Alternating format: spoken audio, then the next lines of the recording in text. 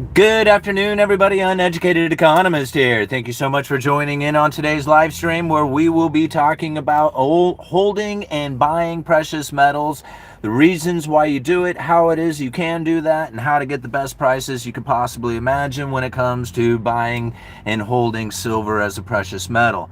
Well, holding precious metals like silver in your own physical possession. Now, for many of you who have been following me on this channel for any length of time know that I am a big time believer in the holding of precious metals. Now, the reasonings why individuals would want to hold precious metals can differ from all kinds of walks of life to the position you have in life to what is it you expect that silver to do for you. And for many of us, it's the idea that we are trying to protect ourselves from inflation or protect ourselves from uncertainty.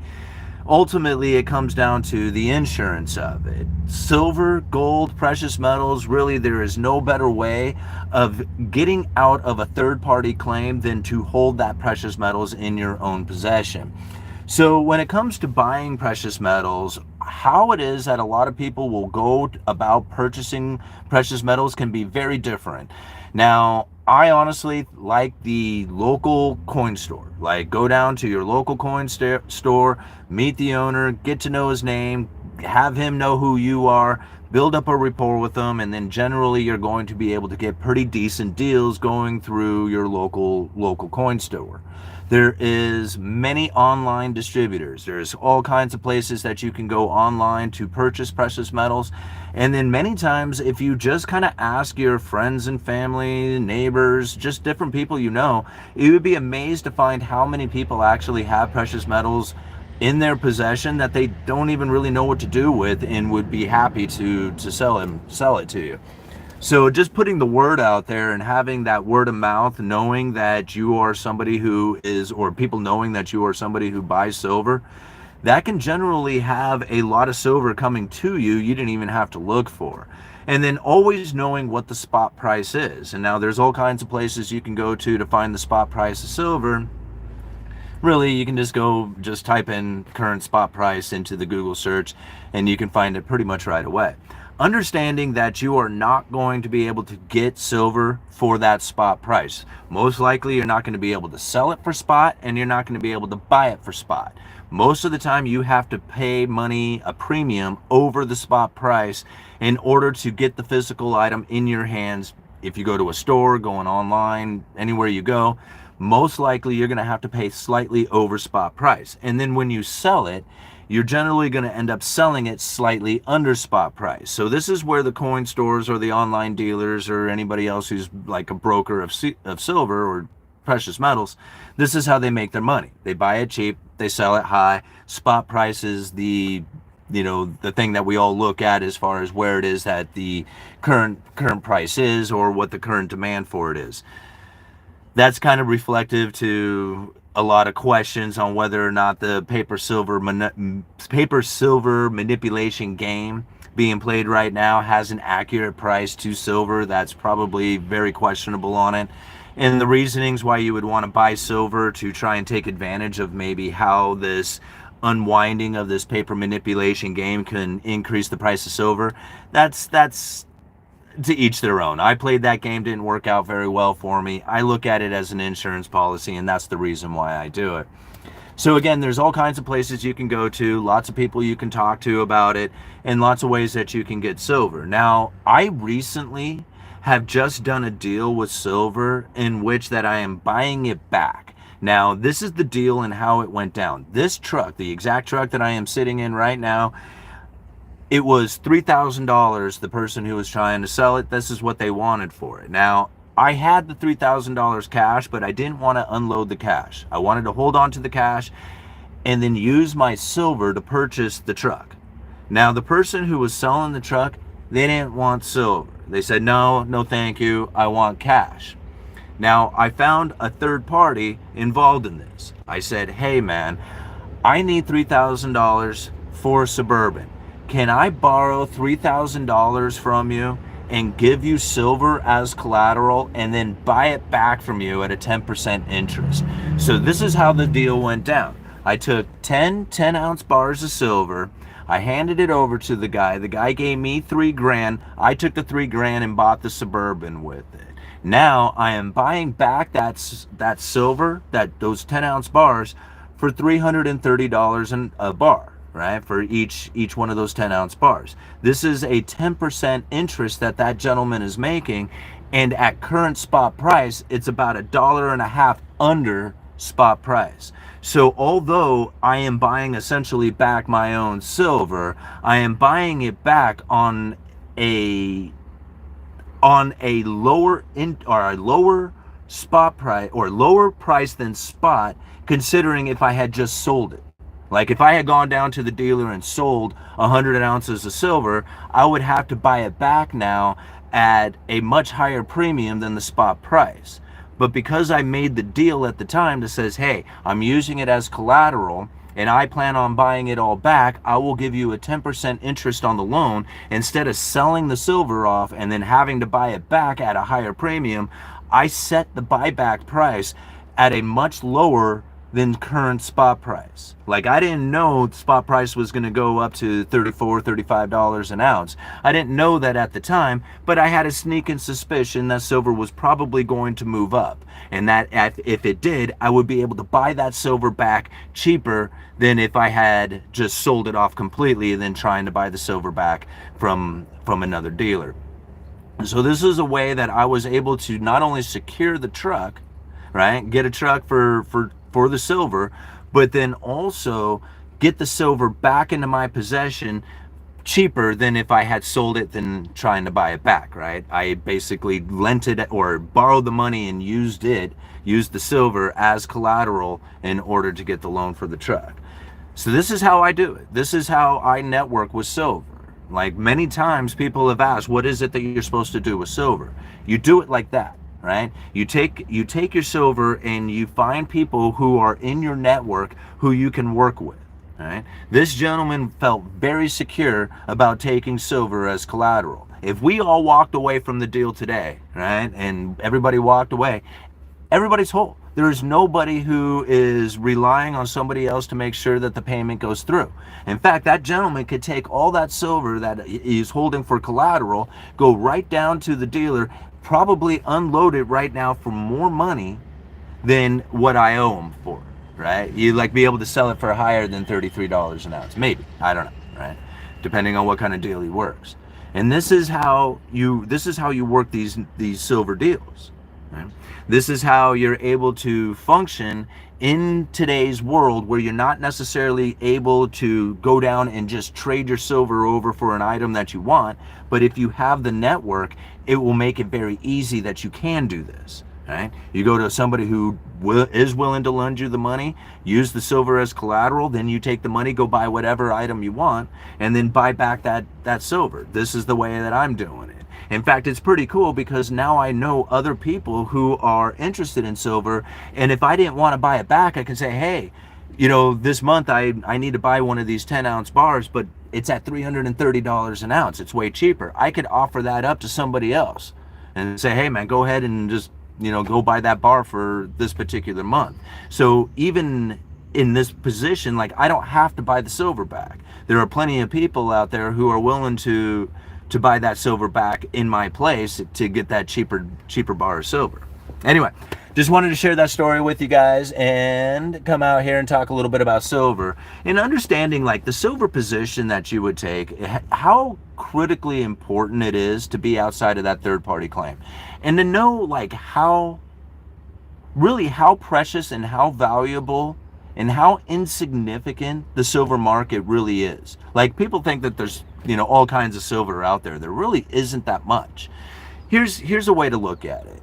Silver production is somewhere around 900 million ounces a year, right? Like somewhere around 1 billion ounces. If you were to take every single man, woman, and child in the United States, right, 360 million people, whatever it is, right? We'll just say 333 million people, and they went out to go get 3 ounces of silver. Each man, woman, and child in the United States went to go get just 3 ounces of silver, right? We're talking like $100 worth of silver, just 3. It would eat up the entire global world production. Just the United States doing that. Can you imagine if it was United States, Mexico, Canada, India, China, Russia, all the nations around the world, if the people decided that they were going to get into their possessions just 1 ounce of silver, that's it, just one. Everybody in the world immediately ran out there to try and get just 1 ounce of silver. It would completely devastate the entire market. There would be nothing there. So here's something else that's interesting to think about. This is 1 billion ounces of production, that's a year, right? Somewhere around there, give or take. 50% of that goes right to industrial use. That leaves only half of it. Half of this for investment purposes. So it's not even like there's enough available for every man, woman, and child in the United States to do this in the first place, let alone all the rest of the nations around the world. Silver is so minute in availability out there, but hardly anybody really sees that. The day that somebody goes to make their computer, go make a cell phone, go make some sort of electronic that demands silver as an ingredient for that, and there's none available, they will pay any price. They will pay any price for that silver. It doesn't matter what the spot price is, they will pay any price for the physical in order to acquire it to build their product. This is a situation that very well could be coming into the future. And for those who get real excited about the paper manipulation game coming to an end, that story really excites them. To me, I've been listening to that for so many years now, I just don't believe it'll actually happen.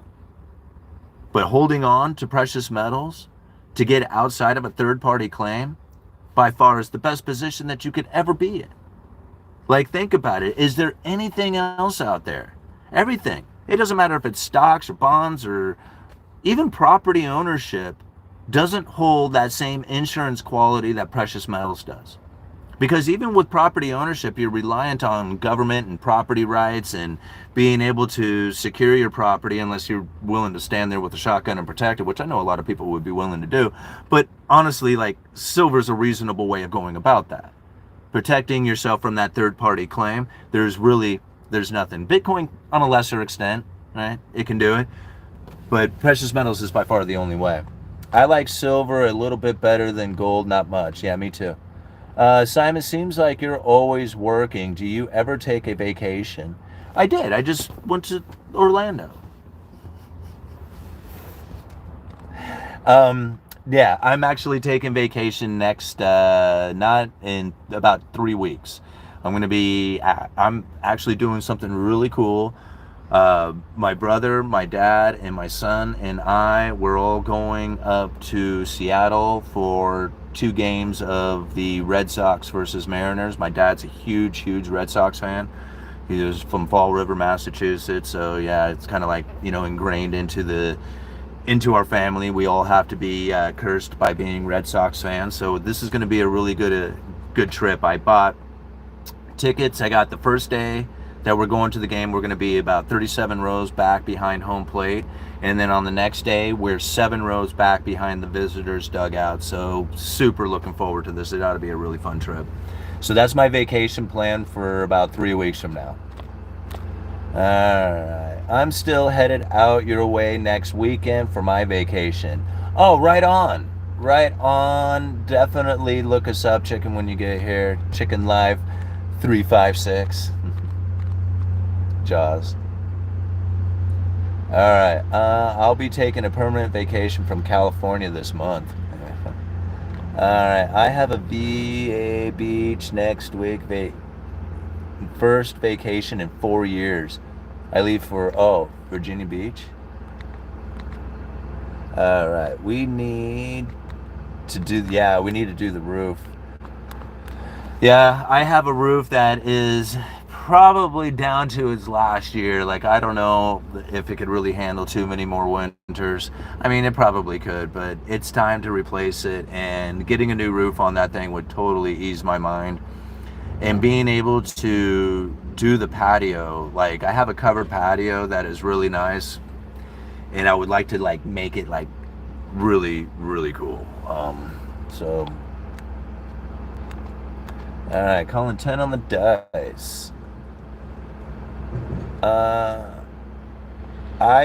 I like keeping an old silver Morgan dollar in my pocket. Yeah, today was one of the few days I don't actually have a piece of silver on me, but that's not true because I have this ring which is actually made out of a half dollar, which is pretty cool. Like somebody like literally took a half dollar and drilled it. I don't know if you can see any of the details on it. It's probably too shiny. Um, and then, I got like a silver necklace on, but generally I usually carry a piece of silver bullion with me too. Let me know and I'll send my nail bags up there today, last chance. Today? Because you got that going on. Oh, shit. Well, I guess if you sent them up here all-nighter and I didn't get the roof done, I could just send them back to you or something like that. But I got to do the roof. So I would imagine it's going to be towards the end of summer before I would have the funds to do it. All right. Getting a 1099 miscellaneous for capital gains when you cash in on the bullion causes too much of a dent and it's liquidity headache making it happen. Yeah, I'm sorry, guys. I mean, I know that you're supposed to go and like do it all, like, but this is like,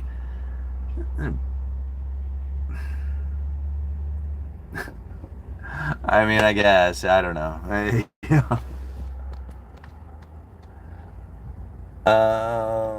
Let's do it. Yeah, we ought to.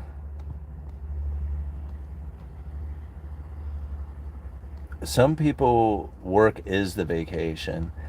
I mean, to me, like everything is work.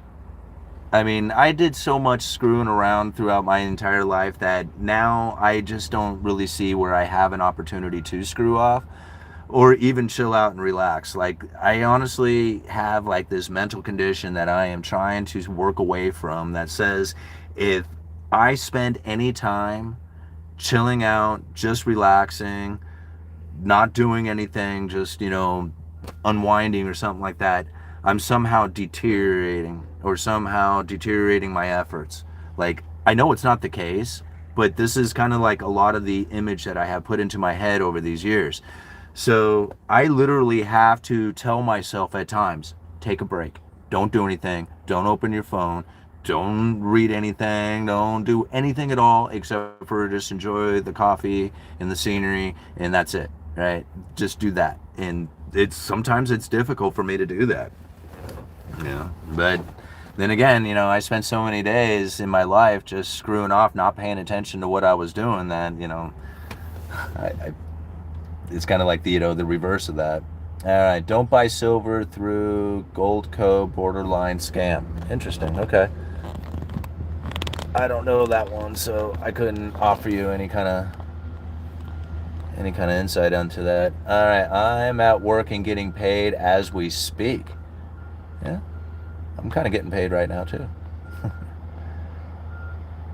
1099 on silver, laugh out. Yeah. All right, I feel the same way. The urgent need to catch up. I'm really excited for this next venture, Safe Streets Now. Yeah, I'm sure you are. This is, that's how being exciting and having that vision, having that goal in mind and not really knowing exactly how you're going to accomplish the goal, like, step 1, step 2, step 3, going through it, but just knowing that you have this goal in mind and that everything is going to eventually work its way out to achieve that goal. Even if you don't have no idea on how it's going to happen, like, things will take place within your adventure, within your travels towards the goal that will occur, that will then get you closer to your goal that you never thought would have been part of it. This is even for me, like, thinking about like some of the speaking engagements that I have done. Like, I never really tried to get on stage to do the speaking. Like, I didn't try to do it. Like, I'm thinking, okay, man, I have a goal of getting to this particular event and being on stage at that particular event. Like, I never had that. I've had particular events come up in my life in which I said, hey, here's an opportunity. Would you like to take advantage of this? That's the difference, right? It's like when the opportunity presented itself, I was there. And when you are in a position in which that opportunities present themselves to you, you get to take advantage of them. It's not a matter of creating the opportunities. It's about creating an opportunity for you to be in an opportunity to get it, right? It's like a lot of times people are too focused in on it. It's like, I have to get there. I have to do this. I have to set it up like that. And they have all these things they have to do, and all these limitations actually prevent them from achieving their goal. When really they should just be in the mind, in the mindset, in the feelings, in the energy of having already done it. Like, I'm doing the things that are already needed to be done. It's just a matter of time and things lining up for it to occur, for the opportunity to present itself, all that. Right? This is the way that it ends up happening, because too many people put too much importance on outcome. They put too much importance on the current like effort that they're going through. Like, they put out effort and say, hey, I should have this sort of return on this effort, and if it doesn't come back to them, they feel frustrated by it, not knowing that the effort is probably going to return to them in a way that they weren't anticipating or expecting. That's the hard part about it, right? Is the way that it flows back is never the way that you had ever imagined, but sometimes it's better than you could ever have possibly imagined. All right. Simon, have you read or listened to the audiobook Outwitting the Devil by Napoleon Hill? Devil considers any activity off task as drifting, and in his main way to snare people. I think that's probably true, right? Like, for me, getting the house, like buying a house, all I had in my mind was the area that I wanted to be in. I wanted a big front yard. I wanted a place that I could raise chickens. Like, I had these little things. I had no idea on how it was that I was going to acquire those things. Everything that I was doing on YouTube was giving me the ability to buy that house. But I didn't know that YouTube was going to be the reason why I did it. All the years of building up the YouTube channel was time and effort and energy moving towards buying a house. But I didn't know that's what it was doing. I was just doing the YouTube channel. I was just building it up, knowing that it was going to benefit me in my life somehow. But I didn't know that's what it was that it was going to actually give me the ability to buy the house.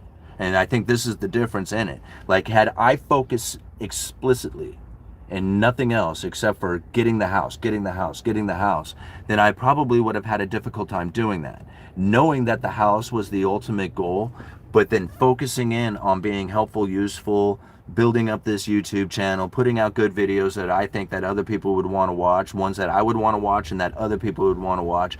That is what got me to where it is that I am today, right? Focusing too much on the goal, like how to actually get the goal, I think can be very damaging.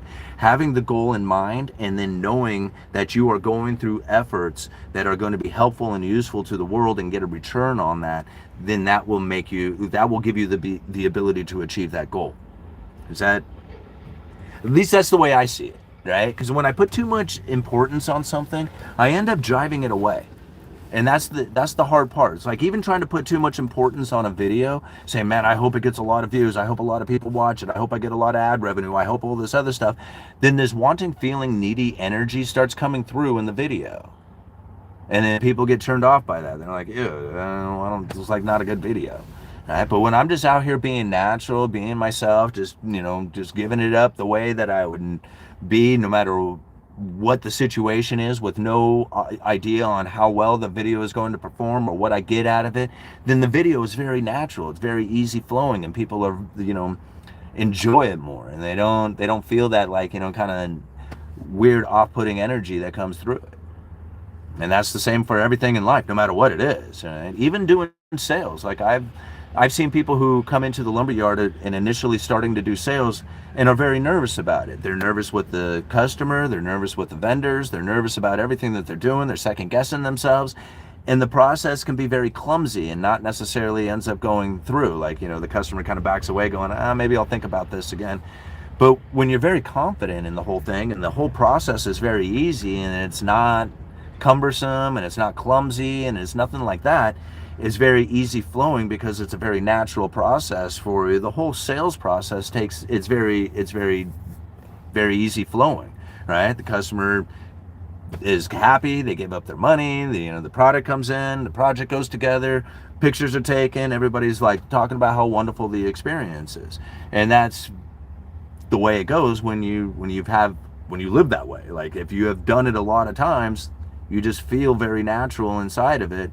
It's just a very easy process, and it's not, no walls are put up, and no feelings of like insecurity or lack of confidence or anything like that. What time is it? Right, 11:35. I'm going to give it like 5 more minutes, guys, and then we're going to call it quits. Thank you so much, Parth, for joining the member or being a member here for 2 months. I hope you're really enjoying those member-only live streams where we have broken down Federal Reserve speeches in a way that the average, everyday, working-class individual can then internalize and then make decisions for themselves based on that information. I really appreciate that membership. It's a great way to support the Uneducated Economist. And another way is through Patreon, which I've had a few people now starting to join in on the Patreon. I've had it for quite a while, but I haven't been very active, and I'm going to try and be more active there. I have been doing a lot more writing. Yes, the writing, I am running it back through like AI process to clean up the way it reads so that it's a lot easier to read, a lot more flowing. But I guarantee you there's no way that anybody would be able to generate the stuff that I am coming up with. These are my thoughts. It is my ideas. It's my credible threat theory that I am trying to articulate through these words, and hopefully the messages that are coming through on there are being helpful and useful to the people who are reading them. But I'm having a lot of fun actually typing these things out and getting into that sort of mindset. Somehow typing is a lot different than coming out here and speaking, so it kind of triggers a different part of my brain to kind of think through some of the process of what's going on within the economy. So I really appreciate everybody who's gone over to Patreon and checked out the Patreon channel and become a member over there. Great way to support the Uneducated Economist through all these things. Again, like I could never have imagined that I would have anything like this in my life, and you guys are so awesome for being here. Like, I don't know how to say it. I can't thank you guys enough for this. Got my kids stacking silver and getting economically savvy. Yeah, very good. What was funny is that we pulled the refrigerator out from the wall to clean out from behind it, and some change had fallen behind the refrigerator. We pick it up, we put it on the counter. I didn't think much about it. Freddie looks down and says, there's a silver nickel right there. So that's pretty cool. Like, he was able to pinpoint that silver nickel, which most people, like, I would be surprised if like a lot of people, even those who are into silver, realize what a silver nickel is or what years they are or how to recognize it so quickly. So yeah, definitely get your kids into that, And I told him, I said, do you know where your silver stash is? And he looks at me like, duh, yeah. And I said, go put that nickel in there right now before I put it in my stash. And so he did. He went and took it and put it in his stash. So I've been brainstorming on potentially starting a side job in the mindset of finding something beneficial, natural to you is superior than only focusing on the end financial goal. Thanks, Huey. Yeah, no, there's like, if you are doing stuff that is helpful and useful and beneficial to the world, like if that's what your effort is doing, it's almost as if you don't have any other choice but to be reimbursed for that, to be rewarded. And I guarantee you it will not come back to you in the way that you are thinking it's going to. It's going to come from a whole different direction, but that's okay, right? Just be in the energy of being helpful and useful, and then when you do get the return, don't deny that it was your efforts that was doing it, even though it might have come from a whole different, like came way out of left field or something, like you were not expecting it to be that way. But understand that it is the energy that you are carrying right now, being helpful, useful, and encouraging and beneficial to the world out there, that is getting you that return of opportunities. And I know it sounds so cliched and stuff like that, but this is how I experienced it. Like, I went from being a broke-ass drunk, no money, have no opportunities in my life at 40 years old, to feeling like I got all the opportunities in the world now, and I have to think, how did I get here? How was it that I am now feeling this, fortunate of abundance that is now coming to my life, when before I felt like it was nothing but, but sacrifice and being deprived, or just being in lacking, or whatever it is that you want to describe it. Literally, it came down to the way that I was thinking and feeling, and that was it. That was literally it, guys. The thinking and feeling. If I thought at the time, and the feelings that I had at the time were holding me back, that's exactly what it would do. I don't feel that way, I don't think that way anymore, and now I feel like all these abundance is now around me. So again, like, people are just like, it's not that easy, but it is that easy, and it takes time, and you do have to put out effort being helpful and useful. Silver is undervalued. Can't wait for the day she has her day. Yeah, I mean, I am too, but like, what is it? Are we, at this point, are we just, I love silver, right? But I'm not married to silver, right? It's just like, silver's a great thing to have in life, but if it runs up to $500 an ounce or something, yeah, I'm probably going to end up unloading a lot of silver at that time. Why wouldn't you take your profits when you can?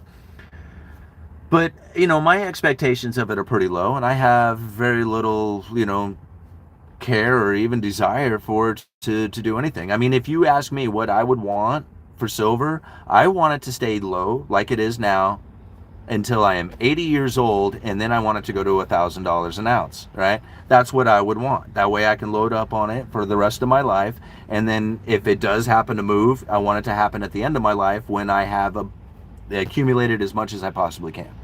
Like, that's what I would want, and then I'll use it to, live out the rest of my life.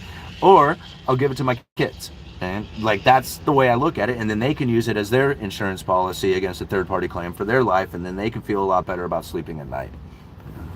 But that's how I feel about it. That's how I see it. Wow, thank you so much for the super chat here, Parth. What is it, 29? I'm not sure what currency that is, but it was 34 cents to me, so I really appreciate the 34 cents, man, or the 29. I'm not sure what it is that you sent me. But thank you. I really appreciate the super chat. You're very cool for the donation, the support to the channel. Yep, I agree. Same boat. All right, looks like silver nickels were made 42 to 45. They were. 42 to 45. I don't think I have any nickels in here to show you. Oh, yeah, I do. Okay. Okay, so this is a nickel right here, right?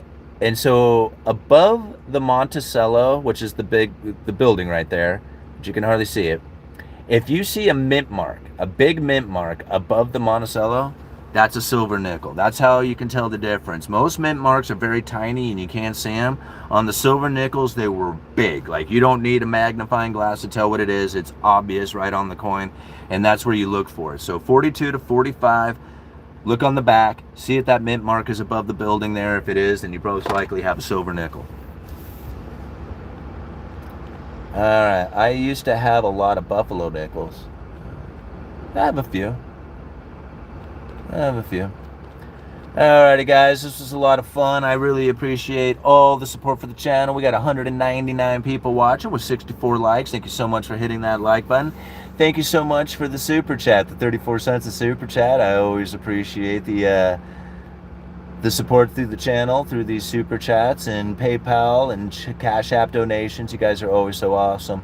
Nickel will be gone soon, unfortunately, like the penny. Yeah. Thanks, Simon. Thank you, Parth. Thank you, Brody, for being here. Thank you, All Nighter, for your guys' dedication and hard work to the channel. Alrighty. Thanks, Simon. All right, you guys are awesome. One other shout out to the Uneducated Economist podcast. For those of you who'd rather be listening to these on a podcast, I do have the podcast where I upload the audio from these videos to that podcast. You can find a link for it down in the description at the official UE podcast. And what else do I have? Oh, Amazon affiliate link. That's another good way to support the Uneducated Economist. A lot of you know that I follow the Cantillon essay. There is a link down in the description for an Amazon affiliate link to the Cantillon essay, where you can buy that essay off of Amazon. I get a little commission off of it, but you do not have to buy that essay from Amazon. You can get the essay for free at the Mises Institute.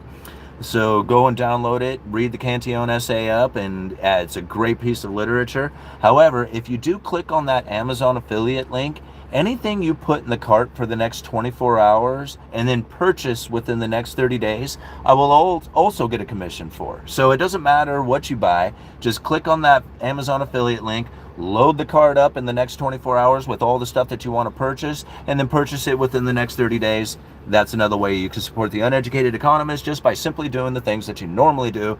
Just follow that link first. So thank you so much, All-Nighter, for posting that link there in the chats. And thank you, Santa Corky, for the $9.99. Very much appreciate the super chat there. You guys, again, are very awesome.